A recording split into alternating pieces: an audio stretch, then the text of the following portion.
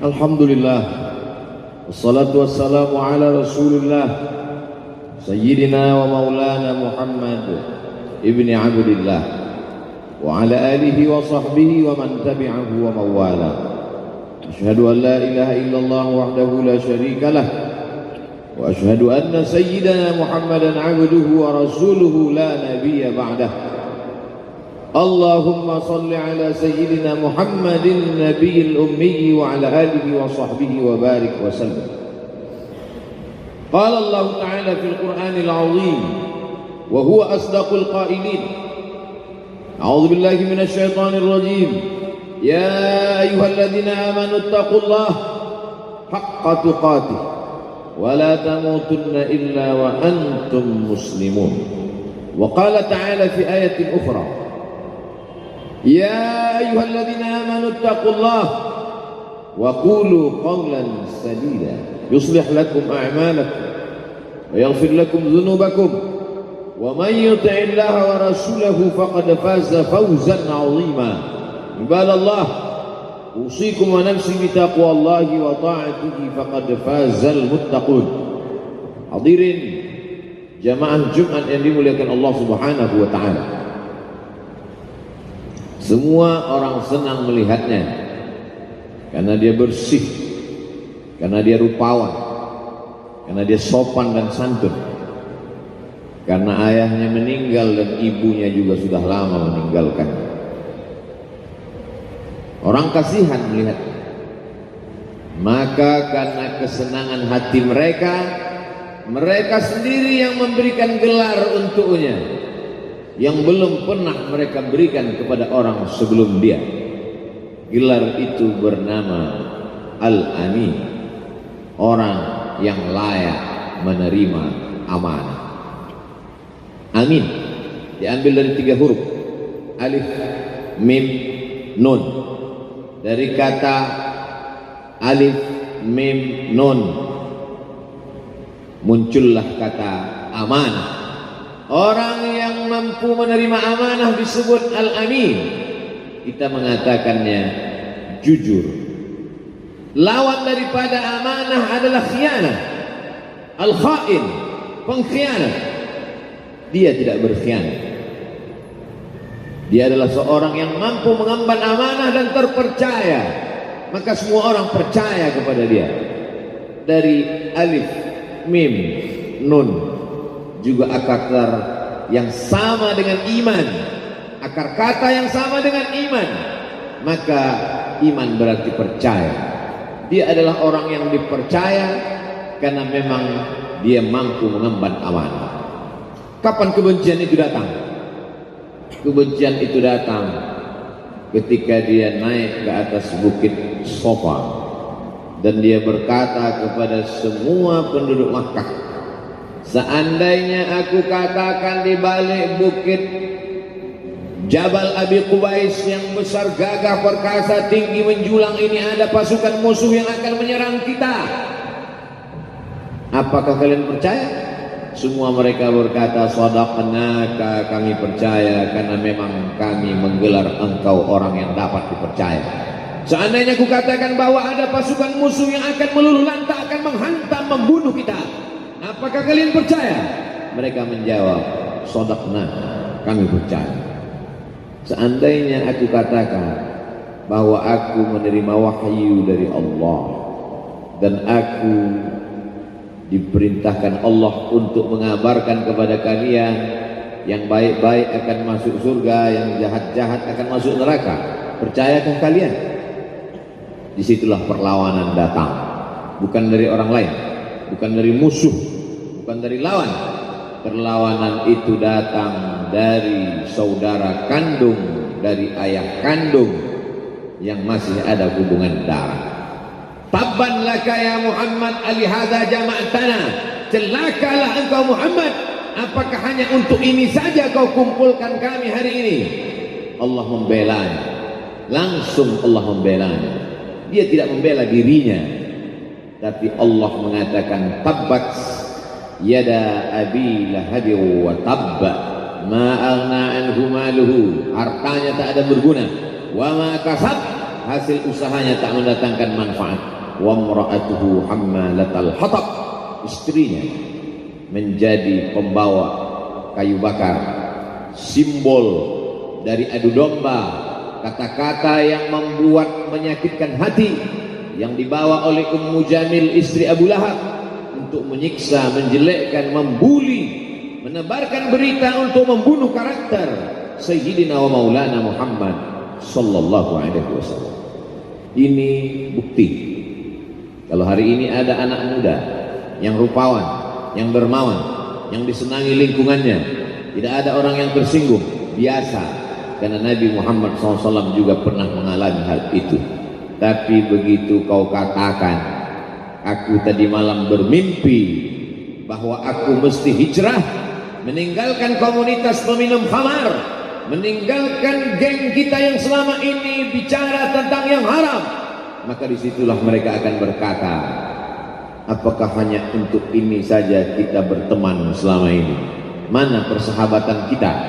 Apa yang dialami pemuda-pemuda hijrah hari ini dialami oleh Rasulullah Sallallahu Alaihi Wasallam 14 abad yang silam. Ketika kau berhasil bisnis, orang senang. Ketika kau berhasil membina rumah tangga, tidak ada orang yang tersakiti. Ketika anakmu lucu-lucu dan kau berada di tengah mereka, tidak terusik kepentingan mereka, tidak terganggu ekonomi mereka, engkau adalah sahabat, engkau adalah teman setia. Tetapi ketika kau tidak ikut kemauan manusia, disitulah engkau sedang melantik dirimu sendiri menjadi musuh. Maka Allah kuatkan hatimu. Wa in tuti aktsara man fil ardi, kalau kau ikut kebanyakan orang di atas muka bumi, yudilluka an sabilillah, mereka hanya akan menyesatkan engkau dari jalan Allah Subhanahu wa taala. Tapi api itu tidak pernah padam. Kalau dia padam, maka berakhirlah dakwah Islam. Dia terus bergelora, dia terus menyala, dia terus membakar kemunafikan, membakar kemusyrikan, sampai akhirnya embargo pun tiba. Jangan ada yang mau bergabung dengan kelompok Muhammad sallallahu alaihi wasallam. Jangan ada yang mau berkirim makanan, jangan ada yang mau berdagang, jangan ada yang mau menjalin transaksi. Mereka ingin membunuh secara perlahan-lahan. Jangan beli produknya, jangan duduk bersamanya, jangan berteman dengan dia. Kenapa kamu mau berfoto dengan dia? Kenapa kamu mau bergambar dengan dia? Kenapa kamu masih mau mendengar ceramah dia? Adakah orang yang mengalami hal itu hari ini? Adakah ketakutan-ketakutan dari hamba Allah yang mengatakan Allahu Akbar, Allah Maha Besar, tapi takut ditinggalkan kawan, cemas ditinggalkan sahabat? Maka itu pernah terjadi pada kelompok Sayyidina wa Maulana Muhammad sallallahu alaihi wasallam. Kalau pembunuhan karakter tidak berhasil, maka ada yang lebih dahsyat daripada itu. Mereka tawarkan dunia beserta isinya.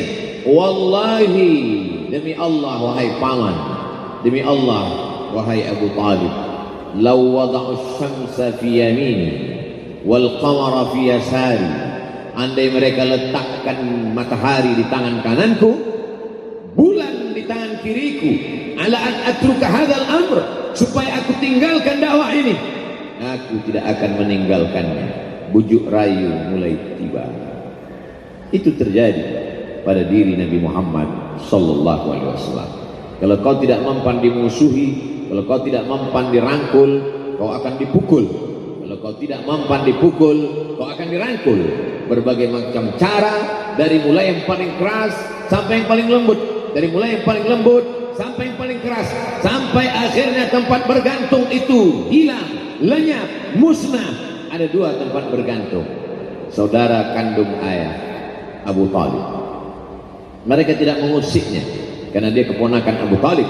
Abu Talib anak Abdul Muttalib, Abdul Muttalib anak Hashim, Hashim anak Abdi Manaf, Abdi Manaf anak Qusay, Qusaylah pendiri Darun Nadwah. Mereka keturunan darah mulia dari Adnan. Adnan menerima tetesan darah dari Ismail, Ismail anak kandung Ibrahim alaihissalam. Jangan ganggu dia, karena dia keponakan Abu Talib. masih ada backing. Tapi Allah ingin agar hati itu tidak bergantung kepada manusia. Dia buat Abu Talib meninggal dunia, masih ada lagi tempat bergantung. Dia yang dulu ketika kedinginan datang, dia yang menyelimuti. Yang dulu ketika ketakutan datang, dia yang menenangkan. Dia datang menemui Waraqah ibnu Naufal. Waraqah berkata, namus, malaikat yang pernah datang kepada Ibrahim, yang pernah datang kepada Musa, yang pernah datang kepada Isa, sekarang dia datang kepada suamimu. Katakanlah, jangan takut, jangan cemas. Kalau nanti sampai masanya dia akan diusir dari kampung halamannya, aku orang pertama yang akan membelanya. Karena begitu yang kutemukan dalam kitab-kitab suci yang kubaca. Kata Waraqah bin Naufal. Hari itu juga tempat bergantung itu patah. Khadijah menghadap Allah Subhanahu wa ta'ala. Tak lagi ada makhluk tempat bergantung. Tak ada lagi ranting tempat berhinggap. Tak ada lagi batang kayu tempat berpegang. Allah ingin agar engkau berserah hanya kepada Dia saja. Tidak ada makhluk. Bersandar kepada makhluk akan kecewa. Bersandar pada kayu yang rindang akan tumbang. Bersandar kepada benda akan binasa. Bersandar kepada sahabat akan berubah menjadi musuh. Bersandarlah kepada Dia, Hayyun Maha Hidup, la yamut, Dia tak pernah mati. Bersandarlah kepada Dia, Al-Aziz yang Maha Perkasa, Al-Jabbar yang Maha Berkuasa. Itu yang diinginkan Allah dari sosok Sayyidina wa Maulana Muhammad sallallahu alaihi wasallam. Dia pergi, sengaja dia pergi berjalan kaki, karena kalau dia pergi menunggang unta, mereka sudah mengintai. Dia pasti lari, dia akan pergi ke tempat yang jauh. Sengaja dia pergi berjalan kaki. Lalu kemudian dia pun sampai ke suatu tempat. Dia berharap mereka adalah orang-orang yang lembut akan yang menerimanya. Tapi dia tidak diterima dengan tala'al badru alaina. Dia tidak diterima sebagai ahlan wa sahlan. Ahlan, keluarga, kau datang kami sambut sebagai keluarga. Sahlan, mudah, kau datang urusanmu mudah. Ahlan wa sahlan. Tapi dia tidak dianggap sebagai keluarga. Dia tidak dianggap sebagai sahlan. Dia dianggap sebagai musuh. Dia dilempar dengan batu, dia dilempar dengan kayu, dia dilempar dengan tulang onta. Apa yang dia lakukan? Dia bersembunyi di balik bukit. Dia angkat kedua tangannya. Ilaika ashku dhaqaqat. Kepada engkau saja aku mengadukan kelemahanku. Wa qillata hilati, ketidakberdayaanku. Wa hawani bainan nas, aku hina di tengah mereka. Kalau dulu aku ada tempat bergantung, ada tempat bersandar, ada tempat mengadu, hari ini hanya engkau saja. Datanglah malaikat Jibril, malaikat penjaga segala bukit di atas dunia. Kau tunjuk mana bukit yang paling besar ya Muhammad. Akan kutimpakan kepada mereka.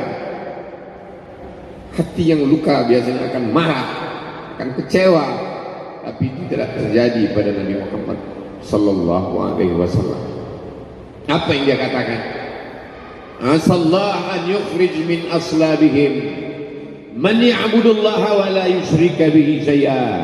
Ya Allah, keluarkan dari tulang sulbi mereka, keluarkan anak cucu mereka yang akan menyembah engkau. Tidak ada satupun yang akan mempersekutukan engkau di atas muka bumi ini. Doanya dikabulkan, hatinya susah, pikirannya kacau, tapi lidahnya tidak berkata-kata kasar. Dia doakan agar anak cucu mereka menyembah Allah. 100% penduduk Taif hari ini bersyahadat asyhadu an la ilaha illallah wa asyhadu anna Muhammadan Rasulullah. Doa orang yang teraniaya, doa orang yang terzolimi. Dia berhenti di sebuah kebun. Ada seorang yang bukan terpandang membawakan beberapa ranting anggur sebagai pelipur lara, penghilang haus, pelepas dahaganya. Ketika anggur itu akan masuk ke mulutnya, dia berkata Bismillahirrahmanirrahim, atas nama Allah. Maka hamba sahaya miskin, susah, melarat, perantau yang tak punya apa-apa itu heran. Apa yang kau ucapkan? Bismillah. Kau sebut nama Allah ya.